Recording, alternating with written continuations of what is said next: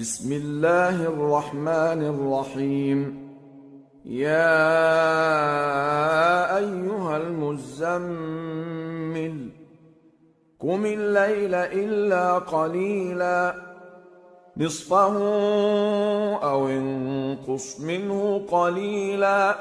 أو زد عليه ورتل القرآن ترتيلا إنا سنلقي عليك قولا ثقيلا إن ناشئة الليل هي أشد وطئا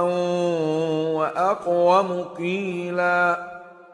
إن لك في النهار سبحا طويلا واذكر اسم ربك وتبتل إليه تبتيلا رب المشرق والمغرب لا إله إلا هو فاتخذه وكيلا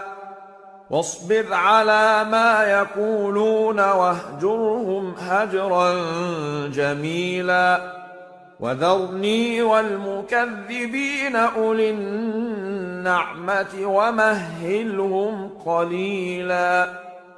إن لدينا أنكالا وجحيما وطعاما ذا غصة وعذابا أليما يوم ترجف الأرض والجبال وكانت الجبال كثيبا مهيلا إنا أرسلنا إليكم رسولا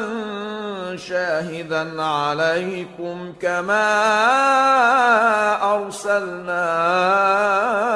إلى فرعون رسولا فعصى فرعون الرسول فأخذناه أخذا وبيلا فكيف تتقون إن كفرتم يوما يجعل الولدان شيبا السماء منفطر به كان وعده مفعولا إن هذه تذكرة فمن شاء اتخذ إلى ربه سبيلا إن ربك يعلم أنك تقوم أدنى من ثلثي الليل ونصفه وثلثه وطائفة من الذين معك والله يقدر الليل والنهار علم أن لن تحصوه فتاب عليكم فاقرؤوا ما تيسر من القرآن علم أن سيكون منكم مرضى وآخرون يضربون في الأرض يبتغون من فضل الله وآخرون يقاتلون في سبيل الله فاقرؤوا ما تيسر منه وأقيموا الصلاة وآتوا الزكاة وأقرضوا الله قرضا حسنا وما تقدموا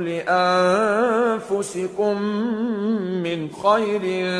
تجدوه عند الله هو خيرا وأعظم أجرا